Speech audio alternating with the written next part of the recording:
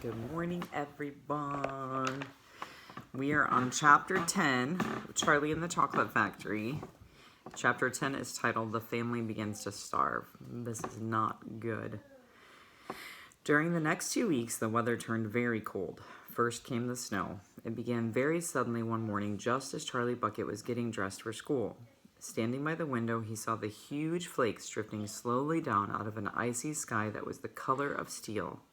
By evening, it lay 4 feet deep around the tiny house, and Mr. Bucket had to dig a path from the front door to the road. After the snow, there came a freezing gale that blew for days and days without stopping.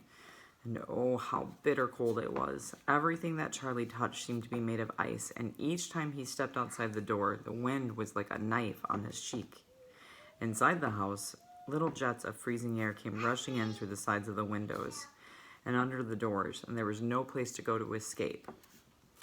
The 4 old ones lay silent and huddled in their bed, trying to keep the cold out of their bones. The excitement over the golden tickets had long since been forgotten.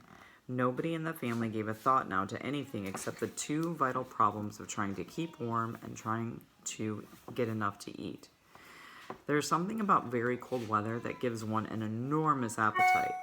Most of us find ourselves beginning to crave rich, steaming stews and hot apple pies and all kinds of delicious, warming dishes. And because we're all a great deal luckier than we realize, we usually get what we want, or near enough. But Charlie Bucket never got what he wanted because the family couldn't afford it. And as the cold weather went on and on, he became ravenously and desperately hungry. Both bars of chocolate, the birthday one and the one Grandpa Joe had bought, had long since been nibbled away, and all he got now were those thin, cabbagey meals 3 times a day. Then, all at once, the meals became even thinner.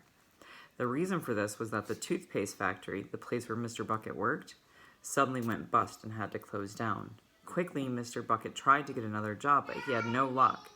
In the end, the only way in which he managed to earn a few pennies was by shoveling snow in the streets.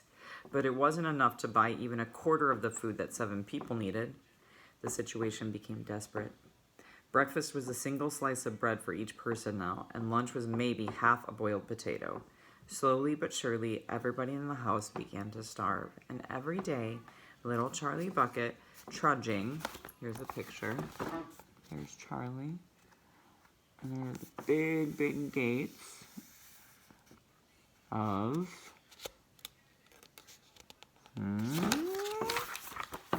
Every day, Charlie, trudging through the snow on his way to school, would have to pass Mr. Willy Wonka's giant chocolate factory. And every day as he came near to it, he would lift his small, pointed nose in the air and sniff the wonderful, sweet smell of melting chocolate. Sometimes he would stand motionless outside the gates for several minutes on end, taking deep, swallowing breaths as though he were trying to eat the smell itself. "That child," said Grandpa Joe, poking his head up from under the blanket one icy morning, "that child has got to have more food. It doesn't matter about us. We're too old to bother with, but a growing boy, he can't go on like this. He's beginning to look like a skeleton." "What can we do?" murmured Grandma Josephine miserably. "He refuses to take any of ours. I hear his mother tried to slip her own piece of bread onto his plate at breakfast this morning, but he wouldn't touch it. He made her take it back." "He's a fine little fellow," said Grandpa George. "He deserves better than this." The cruel weather went on, and every day Charlie Bucket grew thinner and thinner. His face became frighteningly white and pinched. The skin was drawn so tightly over the cheeks that you could see the shapes of the bones underneath. It seemed doubtful whether he could go on much longer like this without becoming dangerously ill. And now, very calmly, with that curious wisdom that seems to come so often to small children in times of hardship, he began to make little changes here and there in some of the things that he did, so as to save his strength. In the mornings, he left the house 10 minutes earlier so that he could walk slowly to school without ever having to run. He sat quietly in the classroom during break, resting himself, while the others rushed outdoors and threw snowballs and wrestled in the snow. Everything he did now, he did slowly and carefully to prevent exhaustion.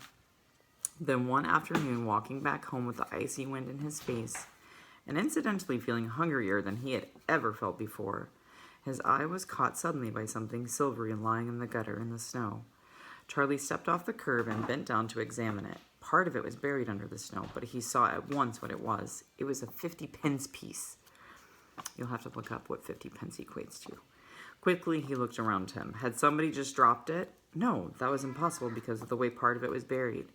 Several people went hurrying past him on the pavement, their chins sunk deep into the collars of their coats, their feet crunching in the snow. None of them was searching for any money. None of them was taking the slightest notice of the small boy crouching in the gutter. Then was it his? This 50 pence? Could he have it? Carefully, Charlie pulled it out from under the snow. It was damp and dirty, but otherwise perfect. There's Charlie, spinning on the snow. Looking. A whole 50 pence! He held it tightly between his shivering fingers, gazing down at it. It meant one thing to him at that moment, only one thing. It meant food. Automatically, Charlie turned and began moving towards the nearest shop. It was only 10 paces away. It was a newspaper and stationery shop, the kind that sells almost everything, including sweets and cigars. And what he would do, he whispered quickly to himself, he would buy one luscious bar of chocolate and eat it all up. Every bit of it, right then and there. And the rest of the money he would take straight back and give it to his mother. Chapter 11, The Miracle. What do you think's going to happen? Charlie entered the shop and laid the damp 50 pence on the counter. One Wonka's Whipple Scrumptious Fudge Mallow Delight, he said, when remembering how much he had loved the one he had on his birthday. The man behind the counter looked fat and well-fed. He had big lips and fat cheeks and a very fat neck. The fat around his neck bulged out all around the top of his collar like a rubber ring. He turned and reached behind him for the chocolate bar. Then he turned back and handed it to Charlie. Charlie grabbed it and quickly tore off the wrapper and took an enormous bite. Then he took another and another, and the joy of being able to cram large pieces of something sweet and solid into one's mouth. The sheer blissful joy of being able to fill one's mouth with rich, solid food.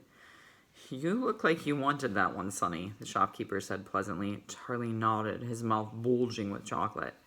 The shopkeeper put Charlie's change on the counter. Take it easy, he said. It'll give you a tummy ache if you swallow it like that without chewing. Charlie went on wolfing the chocolate. He couldn't stop, and in less than half a minute, the whole thing had disappeared down his throat. He was out of breath, but he felt marvelously, extraordinarily happy. He reached out a hand to take the change. Then he paused. His eyes were just above the level of the counter. They were staring at the silver coins lying there. The coins were all 5-penny pieces. There were 9 of them altogether. Surely it wouldn't matter if he spent just one more. I think, he said quietly, I think I'll have just one more of those chocolate bars, the same kind as before, please. Why not? The fat shopkeeper said, reaching behind him again and taking another Whipple Scrumptious. There's Charlie. Can I have some? He's giving him the change. Whipple Scrumptious Fudge Mallow Delight from the shelf. He laid it on the counter. Charlie picked it up and tore off the wrapper. And suddenly, from underneath the wrapper, there came a brilliant flash of gold. Charlie's heart froze, stood still. It's a golden ticket! Screamed the shopkeeper, leaping about a foot in the air. You've got a golden ticket! You found the last golden ticket! Hey! Would you believe it? Come and look at this, everybody! The kids found Wonka's last golden ticket. There it is. It's right here in his hands. It seemed as if though the shopkeeper might be going to have a fit. And my shop, too! He yelled, hi. He found it right here in my own little shop. Somebody call the newspapers, quick, and let them know. Watch out now, Sonny. Don't tear it as you unwrap it. That thing's precious.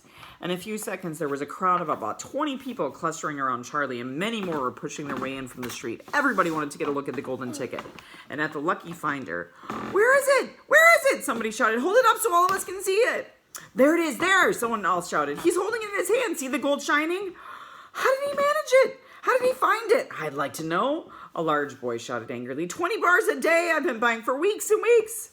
Think of all the free stuff he'll be getting too. Another boy said enviously. A lifetime supply. He'll need it, that skinny little shrimp, a girl said laughing. Charlie hadn't moved. He hadn't even unwrapped the golden ticket from around the chocolate. He was standing very still, holding it tightly with both hands while the crowd pushed and shouted all around him. He felt quite dizzy. There was a peculiar floating sensation coming over him, as though he were floating up in the air like a balloon. His feet didn't seem to be touching the ground at all. He could hear his heart thumping away loudly somewhere in his throat. At that point, he became aware of a hand resting lightly on his shoulder, and when he looked up, he saw a tall man standing over him. Listen, The man whispered, I'll buy it from you. I'll give you 50 pounds. How about it, huh? And I'll give you a new bicycle as well, okay? Are you crazy? Shouted a woman who was standing equally close. Why, I'd give him 200 pounds for that ticket. You want to sell that ticket for 200 pounds, young man? That's quite enough of that, the fat shopkeeper shouted, pushing his way through the crowd and taking Charlie firmly by the arm. Leave the kid alone, will ya? Make way there. Let him out. And to Charlie, as he led him to the door, he whispered, don't you let anybody have it. You take it straight home quickly before you lose it. Run all the way and don't stop till you get there. Do you understand? Charlie nodded. You know something, the fat shopkeeper said, pausing a moment and smiling at Charlie. I have a feeling you needed a break like this. I'm awfully glad you got it. Good luck to you, Sonny. Thank you, Charlie said, and off he went, running through the snow as fast as his legs would go. And as he flew past Mr. Willy Wonka's factory, he turned and waved at it and sang out, I'll be seeing you. I'll be seeing you soon. And 5 minutes later, he arrived at his own home. All right, to be continued tomorrow, chapter 12, what it said on the golden ticket. Okay, bye guys. Talk to you soon.